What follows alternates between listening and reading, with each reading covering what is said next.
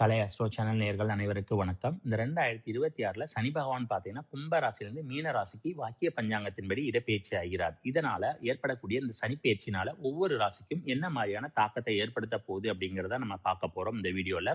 அதாவது மேஷம் ராசியிலிருந்து மீனம் ராசிக்கும் ஒவ்வொரு ராசிக்குமே என்னன்னா இந்த சனி பகவான் என்ன மாதிரியான பலன்களை கொடுக்க போறாரு அப்படிங்கிறத பார்ப்போம். அதுக்கு முன்னால கடந்த வருடத்துல பாத்தீங்கன்னா திருக்கணித பஞ்சாங்கத்தின்படி சனி பெயர்ச்சி பலன்கள் பாத்தீங்கன்னா நம்மளுடைய சேனல்ல போட்டிருக்கோம். பார்க்காதவங்க பாத்தீங்கன்னா திருக்கணித பஞ்சாங்கத்தினால ஏற்படக்கூடிய சனிப்பெயர்ச்சி பலன்கள் பாத்தீங்கன்னா நம்மளுடைய சேனல்ல சனிப்பெயர்ச்சி பலன்கள் அப்படிங்கிற பிளேலிஸ்ட்ல என்னன்னா இந்த ஒவ்வொரு ராசிக்குரிய சனிப்பெயர்ச்சி பலன்கள் போட்டிருக்கோம். இப்ப வாக்கிய பஞ்சாங்கத்தின்படி ஒவ்வொரு ராசிக்குரிய சனிப்பெயர்ச்சி பலன்களை பார்ப்போம். கன்னி ராசி நேயர்களே, தற்போது சனி பகவான் பாத்தீங்கன்னா வாக்கிய பஞ்சாங்கத்தின்படி உங்களுடைய ராசிக்கு 7ஆம் இடத்துல சஞ்சரிக்கிறாரு. 7 இருக்க சனிக்கு பாத்தீங்கன்னா கண்ட சனின்னு சொல்லி பேரு.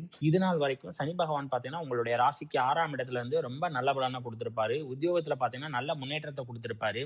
இப்ப இந்த சனி பகவான் உங்களுடைய ராசிக்கு 7ஆம் இடத்துக்கு வர்றதுனால சில விஷயங்கள்ல பாத்தீங்கன்னா நீங்க ரொம்ப கவனமாக இருக்கணும். ஏன்னா சனியினுடைய பார்வை உங்களுடைய ராசியின் மேலே விழுகுது. அதே நேரம் திருமணஸ்தானமான 7ஆம் இடத்துல இருக்கு. அதனால சில விஷயங்கள்ல நீங்க ரொம்ப கவனமாக இருந்தால் இந்த கண்ட சனியினால ஏற்படக்கூடிய பாதிப்புகள்ல இருந்து நீங்க விடுபடலாம். ஃபர்ஸ்ட் இந்த சனி 7ஆம் இடத்துல இருக்கிறதுனால நீங்க உங்களுடைய பார்ட்னர் கிட்ட பேசும்போது ரொம்ப கவனமாக இருக்க வேண்டும். இல்லை என்றால் மிஸ் அண்டர்ஸ்டாண்டிங்னால பாத்தீங்கன்னா சில மனக்கருத்து வேறுபாடு அப்படிங்கிறது ஏற்படக்கூடிய வாய்ப்பு இருக்கிறது.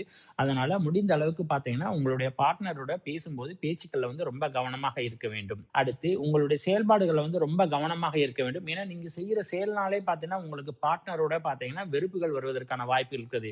ஏன்னா சனியினுடைய பார்வை உங்களோட மேல விழுகிறதுனால உங்களுடைய மந்தத்தன்மையினால என்னன்னா நீங்க என்ன பண்றீங்க அப்படிங்கறத பாத்தீங்கன்னா உங்களுக்கு தெரியாது.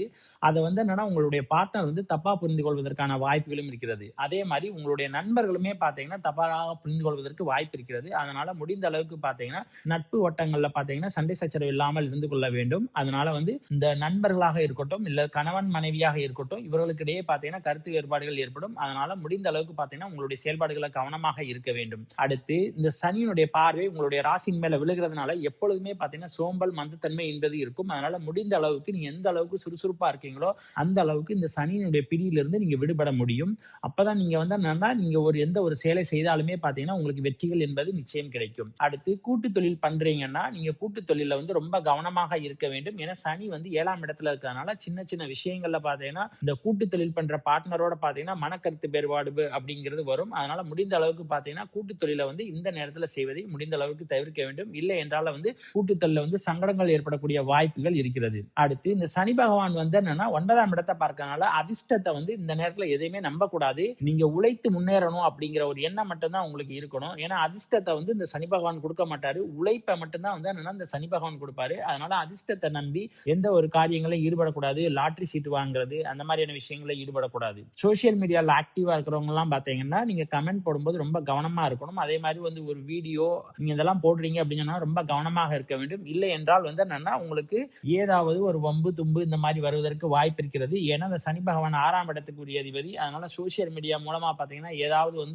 ஒரு டிஸ்பியூட்ல மாட்டிக்கொள்வதற்கான வாய்ப்புகளும் இருக்கிறது. அதே மாதிரி சோசியல் மீடியால பாத்தீங்கன்னா நீங்க எதிர்பார்த்த அளவுக்கு முன்னேற்றம் கிடைப்பதற்கு கொஞ்சம் கடினம் தான். நீங்க ரொம்ப உழைக்க வேண்டிய சூழல் என்பது ஏற்படும். கோவில்களுக்கு பாத்தீங்கன்னா நிறைய தான தர்மங்கள் செய்யக்கூடிய வாய்ப்புகள் உங்களுக்கு கிடைக்கும். அதே மாதிரி பழைய கோவில்களுக்கு சென்று வருவதற்குரிய வாய்ப்புகள் கிடைக்கும். ஆன்மீக பிரயாணங்கள் சென்று வருவதற்கான வாய்ப்புகளும் கிடைக்கும். மாணவ மாணவிகளுக்கு பாத்தீங்கன்னா உதவி செய்யக்கூடிய எண்ணம் பாத்தீங்கன்னா உங்களுக்கு நிறைய கிடைக்கும். இந்த நேரத்துல முடியாதவர்களுக்கு அதாவது ஆதரவற்ற முதியோர்களுக்கு பாத்தீங்கன்னா நீங்க உதவி செய்தா அவர்களுடைய ஆசீர்வாதம் பாத்தீங்கன்னா உங்களுக்கு கிடைக்கும். அதன் மூலமாக பாத்தீங்கன்னா இந்த கண்டச்சனியினுடைய பிடியிலிருந்து விடுபடலாம். ஏன்னா இந்த சனியுடைய பார்வை 9ல விழுகிறதுனால முதியவர்களிடம் பாத்தீங்கன்னா கொஞ்சம் மதிப்பு மரியாதையுமாக நடந்து கொண்டால் உங்களுக்கு இந்த கண்டச்சனியினுடைய பாதிப்புகள் பாத்தீங்கன்னா பெரும்பாலும் இருக்காது. அடுத்து இந்த சனி பகவான் பாத்தீங்கன்னா 10ஆம் பார்வையாக 4ஆம் இடத்தை பார்க்கறதுனால புதிதாக சொத்து சேர்க்கைகள் வாங்கும்போது ரொம்ப கவனமாக இருக்கணும். டாக்குமெண்ட் எல்லாமே கரெக்டா இருக்கா அப்படிங்கிறத பாத்துக்கணும்.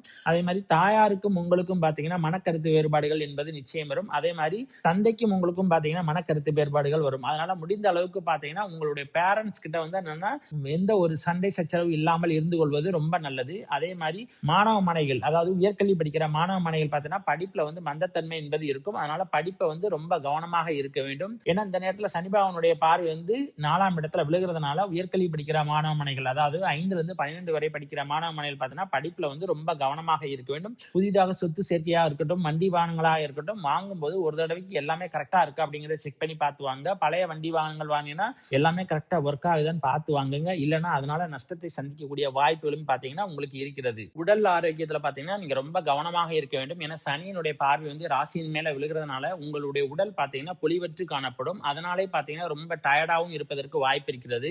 அதனால உடல் ஆரோக்கியத்துல வந்து ரொம்ப கவனமாக இருக்க வேண்டும். இந்த சனியினுடைய பார்வை வந்து தாயார் ஸ்தானத்து மேல விழுகிறதுனால உங்களுக்கும் அம்மாவுக்கும் பாத்தீங்கன்னா மனக்கருத்து வேறுபாடுகள் என்பது இருக்கும். அதனால சில நேரம் மன அதிருப்தியான ஏற்படுவதற்கான வாய்ப்புகளும் இருக்கிறது. அடுத்து வசதி வாய்ப்புக்காக பாத்தீங்கன்னா நிறைய செலவு செய்வதை ரொம்ப தவிர்க்க வேண்டும். ஏன்னா சனி பகவானுடைய பார்வை 4ஆம் வீட்டுல விழுகிறதுனால நீங்க எந்த அளவுக்கு வசதி வாய்ப்புக்காக பாத்தீங்கன்னா நீங்க நிறைய செலவு செய்றீங்களோ அந்த அளவுக்கு பாத்தீங்கன்னா கஷ்டங்களை அனுபவிக்கக்கூடிய சூழ்நிலையும் ஏற்படும்.